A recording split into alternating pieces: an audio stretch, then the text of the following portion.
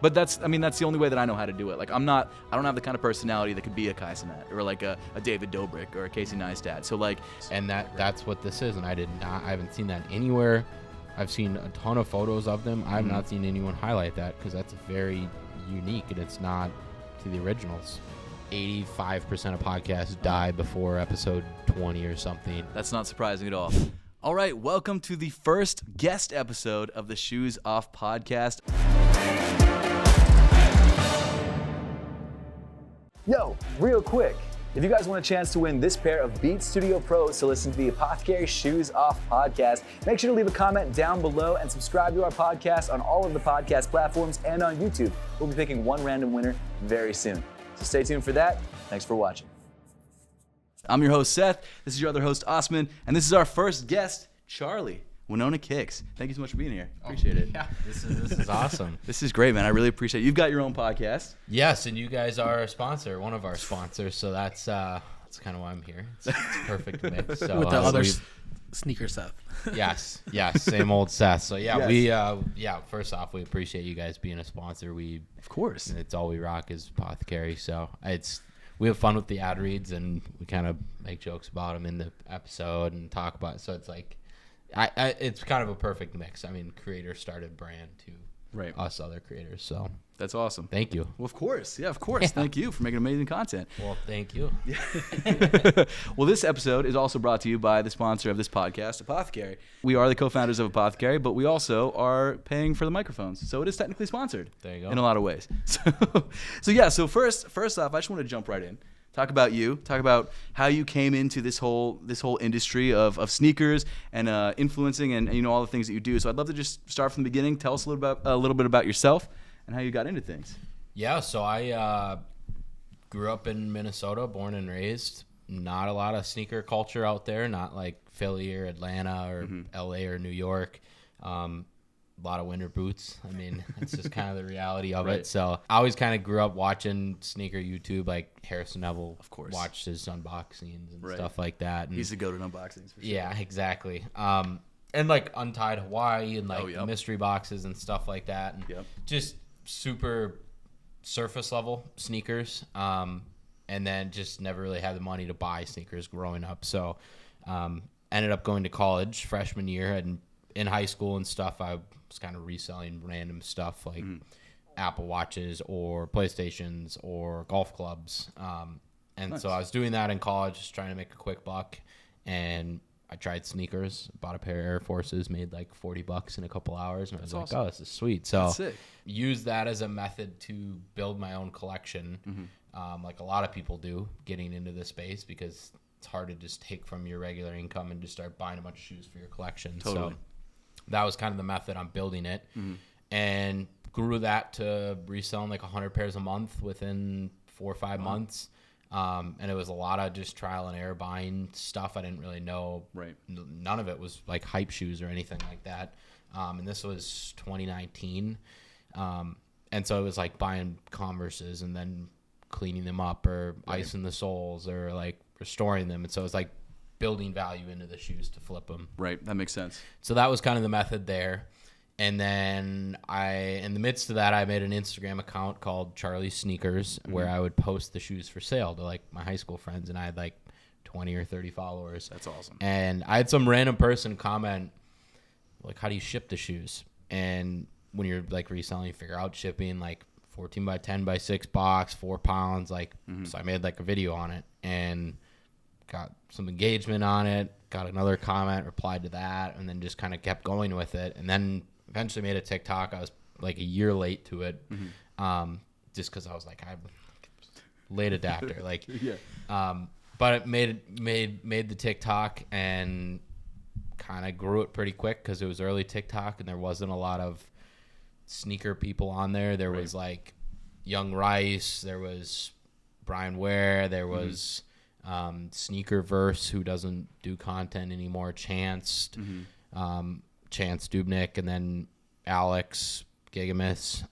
So there was a few that were doing it, and then I basically did the reseller side of it. So I did like a series where day in the life of a reseller, so like packages was coming in to my like really bad sophomore like gringy house that I was flipping these out of and unboxing it, showing like my ice box that I had set up, and then like going to the post office, and that was a series, and then like how to spot fakes, and then like I think it was like a hold or sell series where I'm like, is this gonna go up in value? Because at the time it was like every sneaker went up in value. Right. Like, it was just like, oh, like how much are they gonna go up? And like sneaker invest that guy, and like it was like a whole it was like a whole business model was just holding sneakers, which that does not exist anymore currently. Yeah. But so I started the TikTok, grew that to 20 or 30K, and then I actually got a job offer doing content for a power sports company in Minnesota. So they sell ATVs, pontoons, jet skis, the whole works, because of like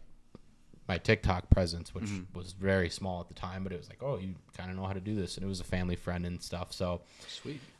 Within a year, I grew that account to 100K on TikTok. Wow. And then my own stuff was growing and grew to a couple 100,000 on my own stuff. And so then it was like, all right, I'm going to stop the reselling, do content full time while I'm in college. So it was kind of like a balancing act. So that summer was very busy, and then balancing that with school. Just continued plugging away at that, and then COVID hit and stuck inside. I got COVID like the first. Oh geez. Like right away. So it was like first. It was a bummer, but it was like within the first 3 months. Then it was like, okay, like I'm good to go for like I got immunity for a while, so it's like now we can just kind of hang out, like do whatever. And so it's just really grinding content. And then I started getting into cameras and learning about that and trying to make higher quality short form content, which nobody was really doing at the time. And it just kind of progressed. I started going to some sneaker cons. I cold DM them. Cold DMs are cool, man. Yeah, that's great. I saw a bunch of other people going to them, and I just sent them a DM. I was like, hey, like, these guys are doing some pretty cool stuff. Like, I'd love to be involved. And they're like, yeah, sure, come to an event. And they loved it. And then I went to a bunch of them. And sick. So that started that, and then I met John Carlo, Blazendary at a sneaker con, and then that led to that, and there's been brand deals from that. So cold DMs are a powerful thing. That's awesome. That's awesome. Yeah, so then it just came from that and just kept growing the socials. And my buddy Seth, same old Seth, we started a podcast over 2 years ago. We're 100 episodes deep, the Beyond Kicks podcast, and at the time I think I was at like, we looked back at this at the end of last year. I think I was at like 40K on Instagram, and he was at like 5K on Instagram when we started it. And we met at SneakerCon Atlanta once. That's wild. And we just hit it off, and we're like, oh, let's do a podcast. Like, that's sick. And it was kind of like, the podcast is kind of a long play. So it's like, who do I see like still loving and doing content like multiple years down the line? And he was like the only person that like we hit it off and it worked. So we started the podcast. That's been going great. We just had Beema Williams on last night, so we're opening guests up. You're going to be on there. Yeah, I'm excited, man. So, I'm stoked. Yeah, it's just been a content journey now, and now I'm the creative director for Blazendary as well, so I'm doing all of their content while we're growing the Whatnot business, and yeah, it's a wild ride. It's been fun. That's awesome, man. That's so cool. Yeah, there's the story. Sweet, man. Oh my gosh. Well, I guess what would you say is the next step for you? Like, what do you? So obviously you've got the podcast. Yep. You're working with Blazendary. Like, what's that next? Like, what's that next 1 year looking like? Next 5 years looking like? Where would you like to be? It's tricky. I don't know. I mean, I just got married less than 2 years ago. Thank you. So that's like, I'm a big family guy. Like, I'd love to be with my wife right now. Right. Like, I just that's the best. So it's like. So she's got a really good job in Minnesota, so I don't think we're moving anytime soon. She's a financial advisor, and yeah, she's the smart one. So yeah, she's got the very good corporate job. And so I don't know.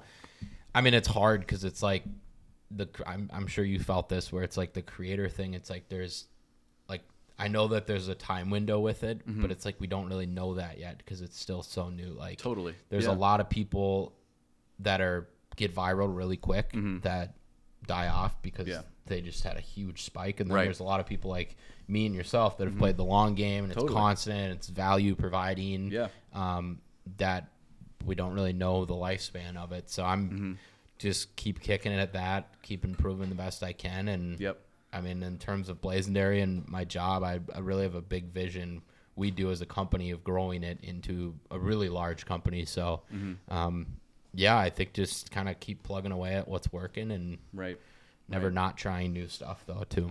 That's awesome. That's awesome. Yeah. So what would you say is your way of staying motivated with it? Do you have like any tips or tricks for content creators who are getting into it but are having that trouble? Like maybe they blew up and maybe they're like, okay, sweet, I have some videos that hit millions of views, but now I don't know what to do next. That's a good question. For me, I'll look at it from the shorts perspective, short form.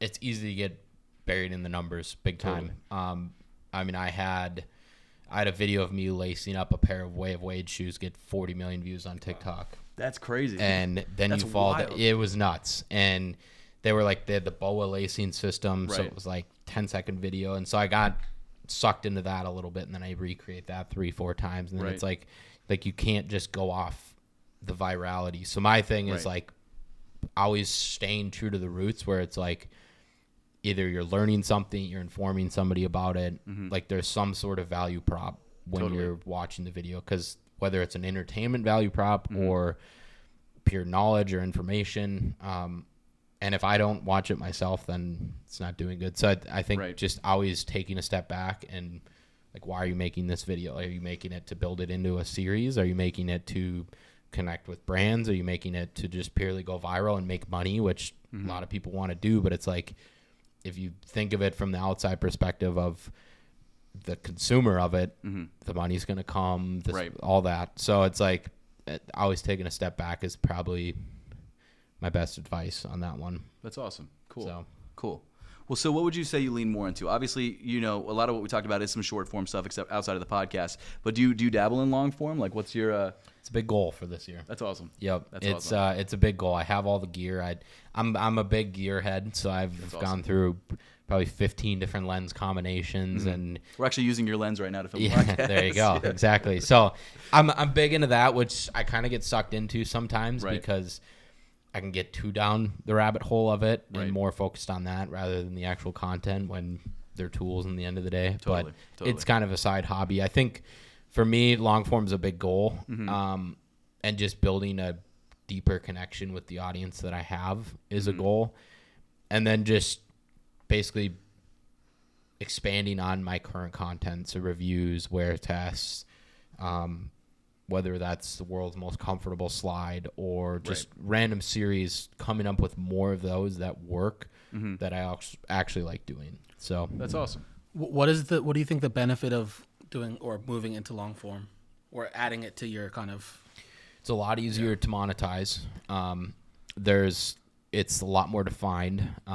In terms of straight ad dollars, you can actually put ads in a 10-minute video. In a minute video, it's very hard. They're still building that out. So that's different. Brand deals last year was the first year where there was a significant amount of brands focusing on short form, which was a good sign for me. Right, that's awesome. That's but awesome. Yeah, I think that long form is basically if people actually like you and want to listen to what you say, then you can just build a deeper connection. So you look at like Joe Rogan, who has a 2 to 3 hour episode every week. It's like he has an audience that listens to every second of it, and you feel like you know the person. So when you watch one of your reviews, it's like you really get to know your interests, what like your take is on a different midsole or whatever the case is. And it's hard to put that into a short form video, but I think that for consuming it, there's a lot of people that just consume short form. So totally. Yeah, and I agree. It's interesting. I've always wondered what the next iteration is, because obviously you've got super long form with like podcasts and TV shows and movies, and then you've got short form, which has just been huge the last almost 10 years now, which just continues to blow up, and I don't think it's going anywhere. I mean, it started with Vine with 6-second videos, and then now we're getting super 3-minute TikToks. Yeah. But then there's a sort of middle ground with YouTube where it's anywhere between a 5 to a hour-long video, and it's interesting to see. I don't know where it's going to go. Like, is YouTube going to continue to stay? Is that sweet spot still going to be, that 20-minute video, or is it going to lean more towards a short form, or is it going to lean into like Mr. Beast, what he's doing, where it's leaning more into like the whole Amazon show? Like, do you have any thoughts on where content is going to go? Like, what medium might continue to be the most popular, or what it changes into? It's a good question. Yeah, I mean, Mr. Beast kind of leads the landscape and working with big brands like Amazon Video, and I know it was interesting because he pitched it to a lot of brands, and they were the only ones that bought it. And I listened to a podcast with him talking, like he talked to Netflix and talked to Hulu, and they were just like, we don't really see this converting, and it's like, it converts. I think each form is gonna be more in itself. So what I mean by that is like a YouTube video long form is not gonna be misconstrued as a 4-minute video. Right. Because that could be a short form video and it could be vertical. Right. I think for now, vertical's king.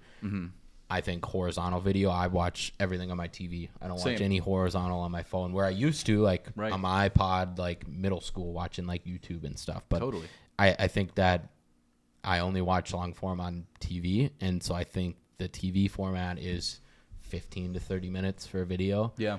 And I think if you make it interesting, whether that's like a camping vlog or a bunch of like top 10 sneaker New Balances of the year, whatever the case is, I think that it's going to be more defined in itself. And then short form, I think, is going to stay chopped up very quick, no attention span like that, which hard to build an audience with that. But I think that they're just going to kind of keep building off each other. I don't know if there is another form like like Vine was like 5-second videos, like that's as short as you really can go.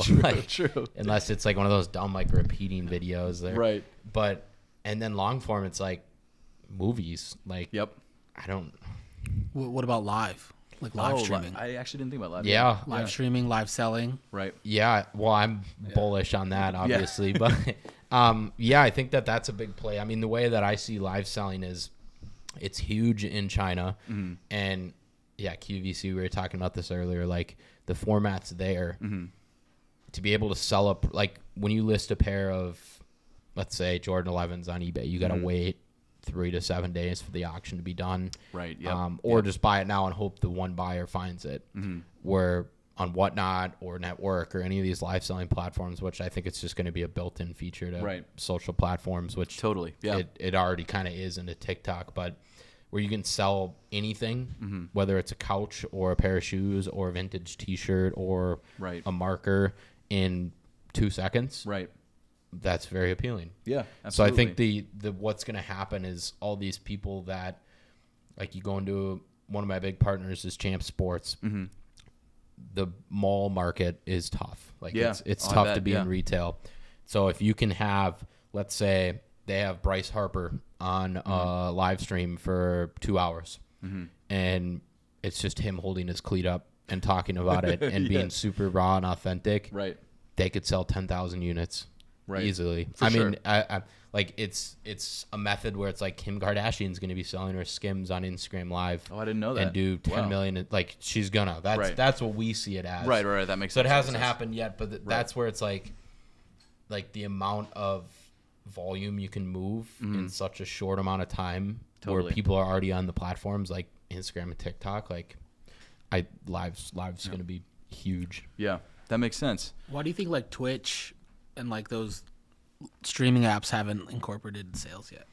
Good question. Because they're like those guys are getting 100K. I bet they will. Viewers. Yeah, I mean, like, imagine the conversions there. Yeah, Jinxie, Kai Cenat, I mean, all those guys, like the amount of pull they have and the amount of popularity they have is huge. I mean, I'm sure it's a matter of time before you can, like when Kai Cenat drops his Air Max 1 Polys.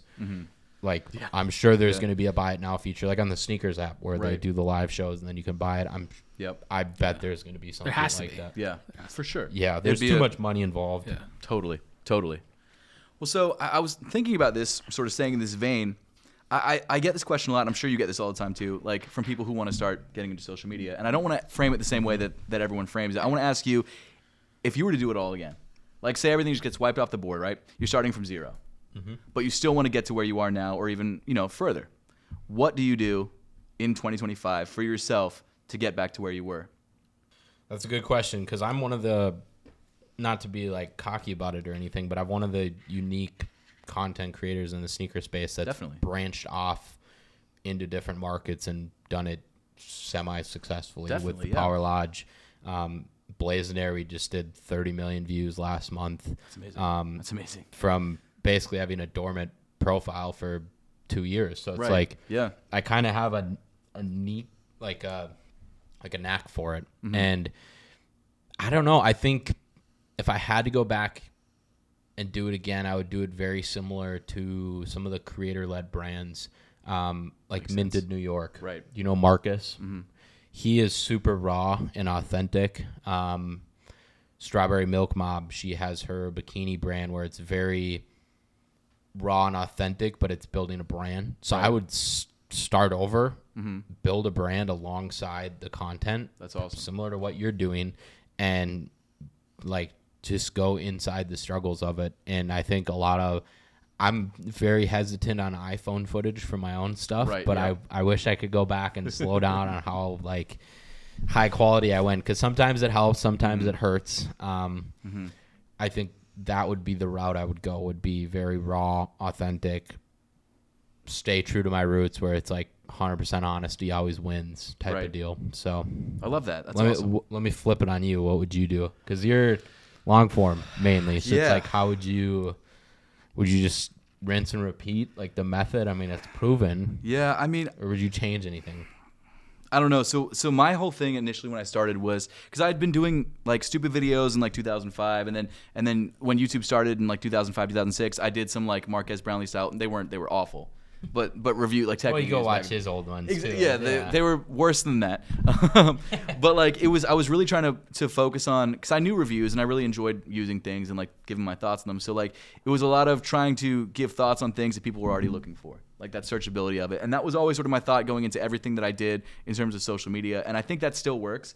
I just don't know if maybe the category, like I probably wouldn't, as much as I love sneakers and as important as it is to my life, if I was starting fresh and my goal was to blow up in social media, I think I would try and pick a category that maybe has more searchability, like maybe cars, which I also like, or tech, which I've started a channel on tech, and then just kind of still do stuff. I still love sneakers. I'd still wear sneakers. I'd still, that sort of stuff. But I think if I was purely trying to do social media, I would pick an area that I know is going to be around for a long time, and then just try and review or make content about the stuff that's hot. And then just, kind of go from there, making short form that supports the long form. And then that's the only way that I know how to do it. Like I don't have the kind of personality that could be a Kai Cenat or like a David Dobrik or a Casey Neistat. So like, as wild and as I guess hyper as I am outside of the internet, on the internet, I get a little bit more like, oh, okay, we're doing this. So like, I couldn't force myself to do that, on camera. So I don't think I could ever have a channel that is solely based on just my personality, which I think works for a lot of these huge creators because people like them for who they are. Which I'm not saying that people don't like us for who we are, but I think it's their channels are based on what's Logan Paul going to do next, what's Kai going to do, or David Dobrik or whoever. 100%. Yeah, I mean, you bring up a good point. I've thought about this a lot, and Seth, who I do the podcast with, other Seth, he talks about it too, where when you kind of put yourself out there and it kind of works, like it has for us in the sneaker space, like. We're always going to be sneaker guys. Right, exactly. Unless we go off the face of the earth, like completely look differently 5 years later and start in like the tech niche. Right. Like it's always going to be, you were the sneaker guy first. And we're kind of like swing and a miss. Like it's hard to go back on that. Because if you go like MKBHD, like he can go into tech or he can go into F1 tech or cars or phones or VR, or like there's so much more encompassing that where sneakers is sneakers. Right. You can kind of dip into the fashion as well. I'm not a huge fashion guy, but it's kind of one dimensional. Right. Which is it's an interesting dilemma. Totally. It's very easy to stay focused on it and not get off path, but it's very, and it's less competitive than the tech space. There's so many tech creators that are doing such good work, and that's like it's a, you can probably speak to it. It's probably tough to break into without a previous audience. It can be. What's interesting is that when I started the tech channel, I thought that a lot of people would kind of transfer over, because I thought like everyone who likes, it's honestly like sneakers, when it comes to sneaker YouTube, it's like 90% male. It's your review style, but a different product. Exactly. And like when I think of people who like sneakers and just the guys that I know, like they also love tech. Like Osman loves cool cars and tech. Yeah, I'm assuming you love cameras, like cool cars and tech, things like that. So it's like I thought that the audience was going to transfer over, but it didn't. So like what basically happened was I kind of took the same approach that I took with sneakers, and I just reviewed stuff that was popular. And what's interesting is that unlike sneakers, where I can pretty much guarantee a certain number of views because of the people who subscribe, with tech, it's like all over the place. Like I'll put out a video on something and it'll get like 1,000 views, and then I'll put out another video on like something else, which I didn't think of. Like for example, I did a review of the Ray-Ban Meta Wayfarers, right? Yep. And I was like, okay, this is another 1,000 view video, and then all of a sudden 300,000 views a week later, but it's because people were looking for it, and I just didn't realize. And there's like a lot of the bigger creators at the time weren't doing videos on that thing, so there was an audience for it, but just no one had tapped into it.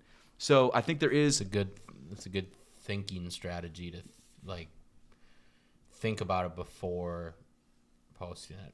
Right. Especially in that space. Which I just recently started writing scripts for my videos, bro, and I've been doing it. Yeah, I'm almost 10 years into it, at least on the tech channel, and it's life changing. My videos are better. I just got an editor recently. It's easier for him to edit. Like everything is better, but it takes longer. But it's like before, dude, I'd sit down in front of, I'm sure I don't know if you do this. Your videos look very professional and clean. I script them. Yep. Oh, that's amazing. Okay, yeah. that's probably why you're a lot. It's probably not as detailed as a long form video, but there's talking points. It's very, for me, it's cutting out the stuff I constantly say where I'm like, all right, now right here we have the box. It's like instead of doing that, it's just the box has this on it. So it's very like different for me, like cutting out the extra words. But, yeah, I mean, you get briefs on shoes and stuff like that, talking points. Man, I should have talked to you like a year ago, man. Like, what the heck? Because, like, I just, knowing sneaker YouTubers throughout the years, and just, like, knowing, like, it's so, like, you just sit down for 30 minutes and you just talk about a shoe, and then you cut it up in a way that you think sounds fine. And that's worked, obviously, in the past, but, like, there's a lot of what you were saying, like, a lot of the same, a lot of repetition, a lot of, like, just garbage stuff that doesn't need to be in there. And it's, like, it just makes things so much better when you script it. I think I've ruined myself for long form, and that's part of it where I know that I can put the review in a minute and a half. Right. I know, yeah. The filler time, I can't go backwards. And so it's like, I know that I don't need to talk about this for 8 to 10 minutes. Right. Because, like, the only way I could see myself doing more long form is it's a pickup video with 10 pairs of shoes. Totally. Where I can basically just banter about them. But it's like, I know that I don't need the extra filler, the extra, like, I'm like backwards on it. Totally. It's tough. But I think what you have, and what I think that you've been able to instill in yourself is like the Mr. Beast style, where it's like people only want to watch what's interesting. And that's why throughout his videos, he has like there's always something new happening every like minute or so. Because you've been able to tell a very compelling story within a minute. Like if you were to do a long form video with something like a 10 sneaker thing, then it's like 10 compelling stories all at once. And the potential for, I think, virality and also viewership is so much higher than me sitting down like talking about the same Air Jordan 1 for 20 minutes, which I do all the time. And it works. People want to hear your opinion. They do, and I don't know why, but they do. And actually, speaking of things about sneakers, or speaking of sneakers, I've got some pairs to show you. Now, you did already take a little bit of a glance. Quick peek. But I've got 2 pairs I want to show you and get your opinions, because obviously you're a sneaker expert. So let's start off with which one should I show them first? The Unions. The Unions, okay.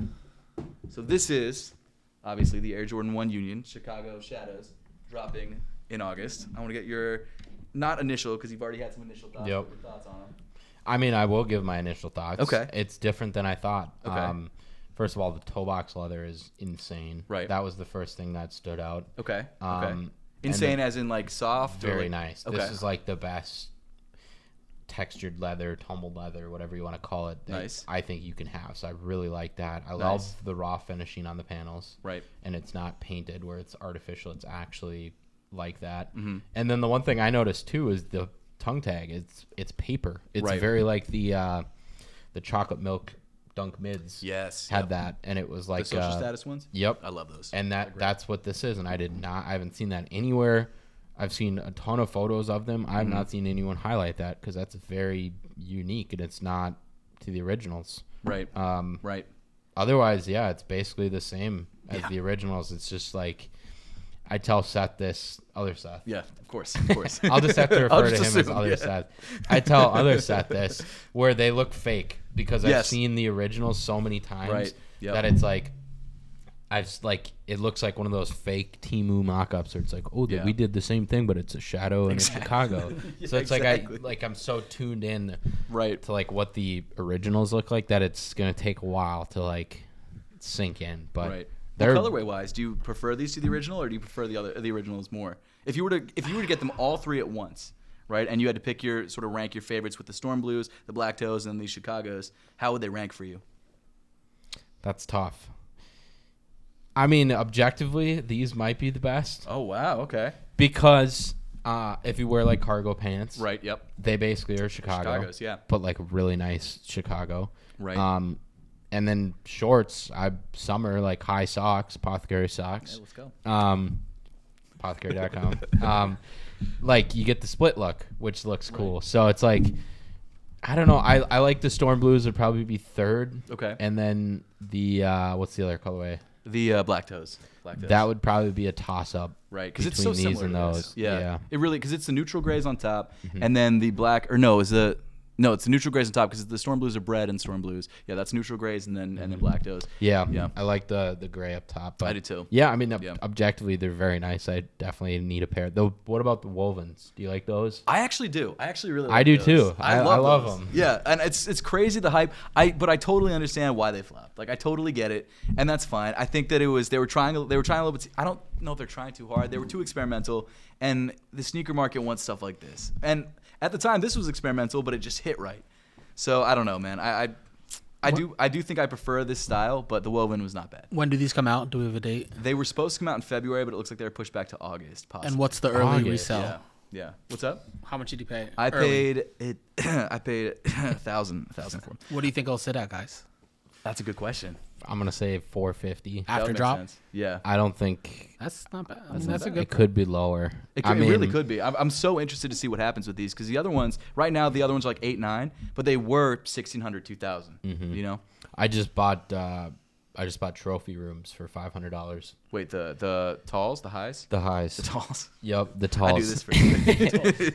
the highs. Yeah, the prices on those have come down a ton too. Really? I found a used pair that I was icing up over the last 4 days, and oh my gosh, really good condition, $500. That's crazy. Which I never thought I'd get them for that, but it's like you can find those for $500. Like, the market on ones are so low right now, so it's like if you're a collector, like go buy them. Well, here's a question for you, because I got another pair of ones. Yes. A pair that also is crazy hype. This pair I also bought for $1,000.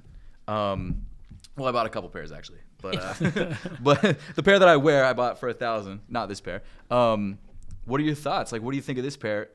Being possibly, now I know we talked before the podcast, but it's possible that it might not be 10,000 pairs. It might be more. But even if it is more, it's probably still gonna be pretty limited. Yeah, we don't know the number on it. Yeah.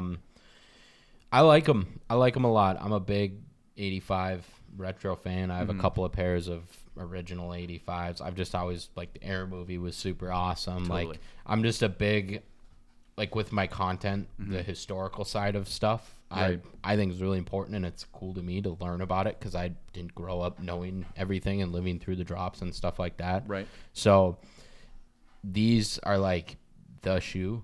Like, I've watched the Michael Jordan documentary probably 5 times. That's like awesome. through like, so this is awesome. Like, this is the shoe. I'm a bigger Chicago fan versus Breads. I think they did a pretty good job with it. I've seen a lot of people that are really into the 85 community talking about the shape. I mean, in person, the only thing I would say is it's not high enough. This little fair chunk enough. up top is just not enough. tall enough to my actual 85s that I have. Yep. Otherwise, I mean, they're beautiful. I mean, I really like the stiff leather because it holds up. Totally. You were talking about how they don't even crease really. Yeah, it's wild. Yeah. I like these a lot. I definitely need to get a pair for sure. Nice. Do you think so? You said your size? Are you 11? I'm 11. 11. Do you think 11 is gonna be tougher to get than a size 9?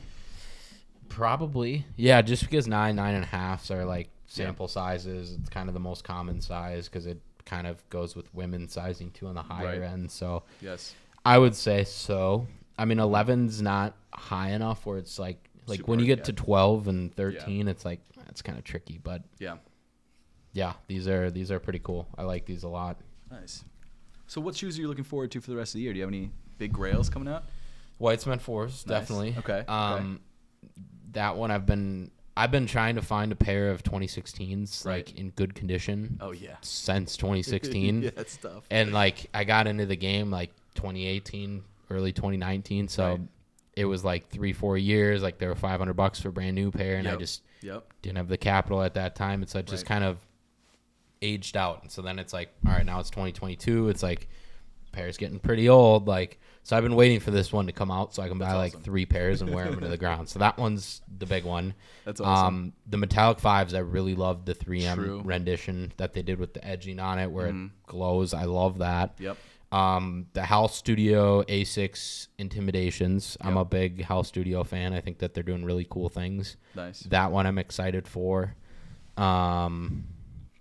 Galaxy foam posits. Oh, of course, yeah. Will be kind of fun. That would be cool. Yeah. I'm stoked on this. I think that's about it. What about you guys?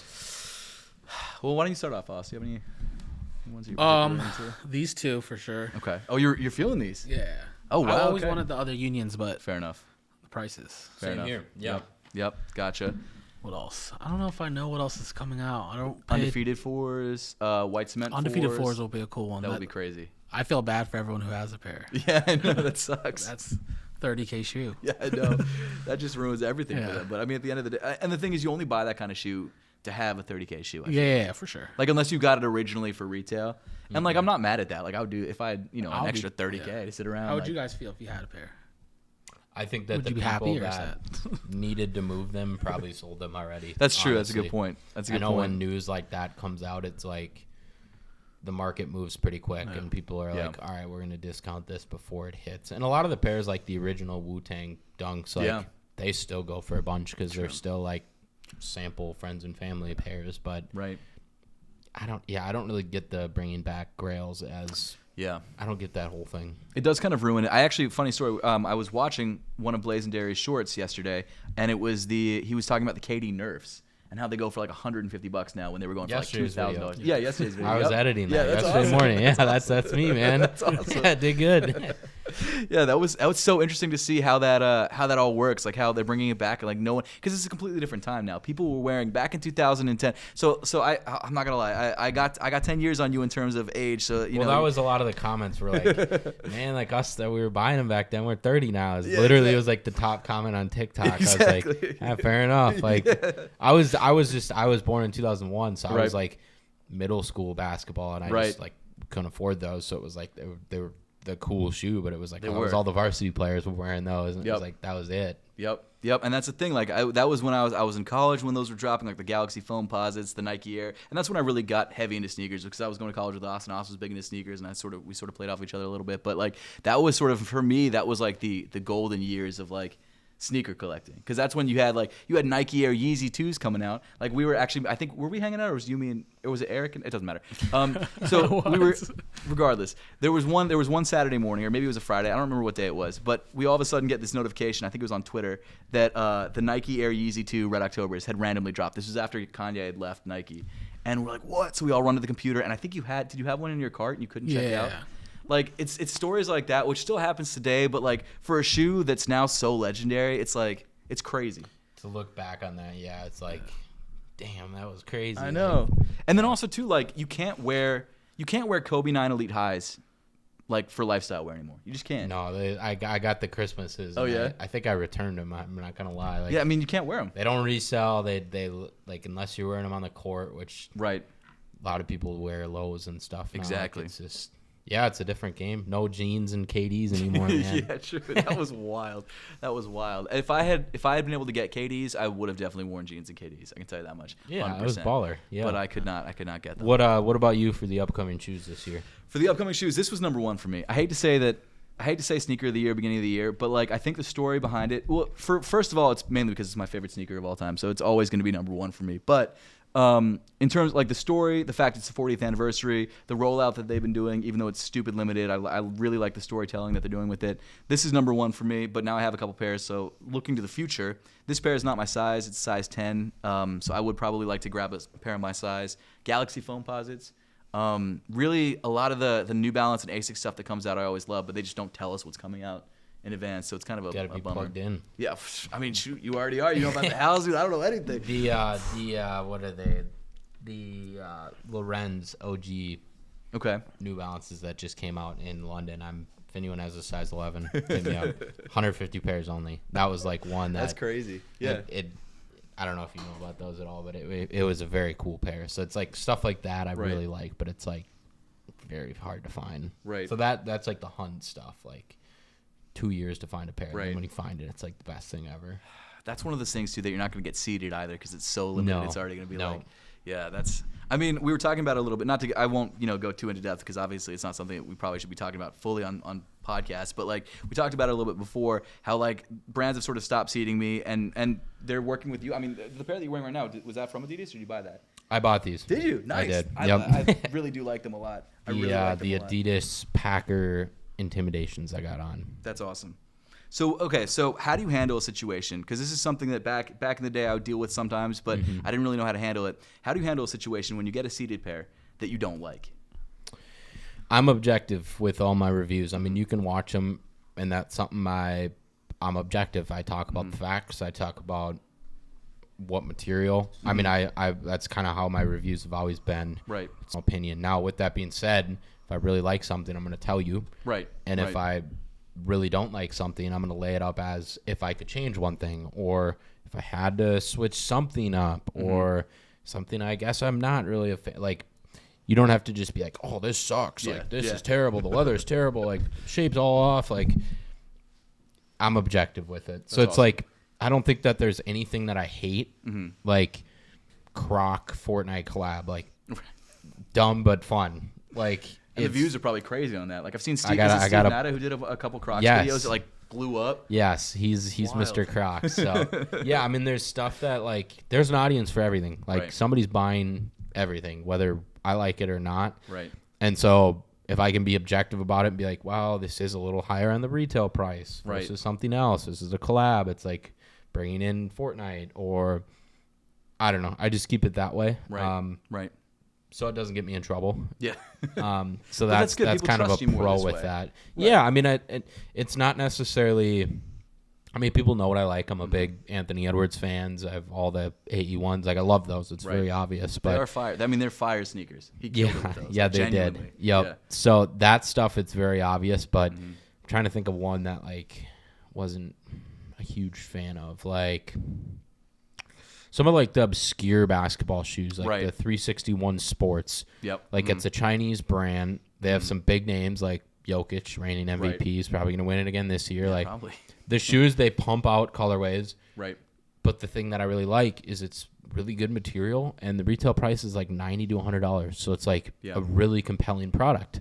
And not necessarily Skechers basketball shoes, the same thing where it's like they might not be the best looking or you might not like them, but they have some really good Michelin outsoles or something that's very interesting about them that people are buying them. Like there's NBA players wearing them. Like their money and contract and injuries are on the line. Like it's not a bad product. So totally. I mean, everything I can see the light in, I can see objectively with it.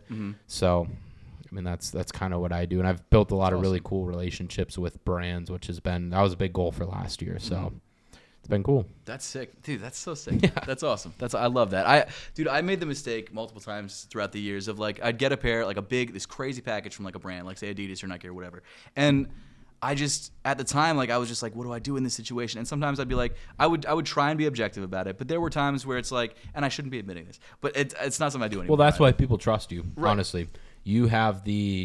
You're one of the few that's very authentic, whether you like it or not. Well, let me just talk about for a second my non-authenticity. Okay, let's hear it. So the one time this led you to where you are now. This led me to where exactly. The one time where I got a pair of shoes that I specifically remember not liking and being like, and I was genuinely trying to skirt around saying I just outright don't like it, but I should have said I outright don't like it. That's what's gotten me. It's the Adidas D-Rups from like 2017 or 2018. It was like a shoe that had like a Spider-Man netting all over the top of it, and it came in this sick box that you'd like scan with your phone, and this 3D image of it would pop up on your phone. It's like this cool virtual like AR thing. And in the video, like I did the whole thing. I was like, this is super cool the way it comes up, and I just never said in the video I don't like these because they were trash, garbage shoe, and I should have at least said I don't like these, but I probably said something like, the colorway is fine or something like that, and I just wish I had been more open about it. Like that one gets me a lot, and it's really not a huge deal, but I mean it's enough to where I've thought about it. Like so for years what's after. like, why does that still stay in your mind? Because I wish I could be able to say in the 9 or 10 years that I've been doing sneaker content that there's never been a situation where I've been there are a lot of creators that I really like who have stood on like this one opinion or business the entire time. Like there are people who have always like, for example, it's Teddy. Are you familiar with him from a little bit? He was like the Boost God. Yeah. Mm-hmm. So he was a huge fan of Adidas back in the day, and he always, no matter what, said what he thought, whether he loved the shoe, hated the shoe. And he's changed. Like he doesn't even, I don't think he even really cares about sneakers anymore, but that was always his thing. He'd be like open and honest about it. Doesn't matter if the brand's sending him stuff or not. I wish I had taken that more, and I try and do that now. Like I said, I don't really get seated anymore. Mm-hmm. Like I just basically, it happens sometimes, but I basically buy a lot of the sneakers. And same thing with tech. And that sort of freed me up to just be, like, without even feeling like I have to say anything. But I wish I had been like that from the beginning, because that would have made my life, I might have gotten seated less, but I could have been like, listen, from the beginning, I've been straight up 100. Build it on that, yeah. Exactly, which is not, and not saying that I haven't been, but I wish I could have been fully, like, on board being able to. You got to come out with, like, a new tagline every time in the videos. Exactly. Like, now that you're thinking about it, you could be like, just so you guys know, I'm buying these. These are like, this is my on it, like something. Like, well, so in my reviews now, I say where I bought them from and I say how much I bought them for, because that's it's for two reasons. One, to say like, listen, I'm actually spending the money on it, and two, in the off chance, and I don't think it's happened, but who knows? In the off chance I do get a fake pair of sneakers, it's like, okay, well, I bought this pair of sneakers from GOAT or whoever, and it went through authentication. I'm not knowingly buying fake sneakers, mm-hmm. and also say if I buy it from, and this, I wouldn't try and throw anyone under the bus, but it's like maybe if I'm buying from some random person on Instagram, if I got a fake pair of sneakers from them, it's like, okay, maybe try and avoid that person. You know what I mean? So have you reviewed a pair that's fake? I don't think so. I did recently find out that a pair of Travis's that I bought for myself were fake. I bought them off Whatnot from a seller who I thought I trust. I'm not gonna say who it was. Seller, I thought it's no one that you know. Yeah. Okay. Also, it's not. I probably do know him, but okay. So I bought a pair of Travis's. I had already reviewed the shoe months ago that I bought off GOAT. Mm-hmm. And then I was like, dang, I really want this pair of shoes. I had a bunch of Whatnot credit, and so I bought it for the full retail, like $550.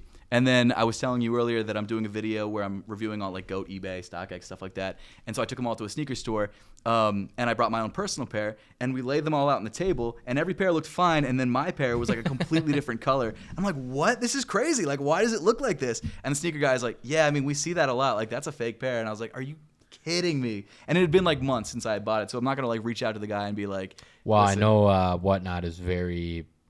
I don't know how long ago this was, but they have a very strict counterfeit policy. Really? We have meetings with them weekly and stuff, and that's a big push this year is that's good. Protecting the buyers. Because that's great. I mean, that's what eBay did. It used to be Wild West. You go to eBay and it was the shady side, but you might get a really good deal. They might get a fake pair of shoes. Yep. Now it's like everything is buyer first. That's great. I love that. And that's something like without an authentication center, I think is really important. Yeah, we've seen fake pretty much broke hats on Whatnot. Yeah. Oh yeah, people were faking pretty much broke hats. Yeah. Really. Yeah. Yep. And we reached out to what they've done a pretty good job of not shutting them down, but like getting them to stop selling them.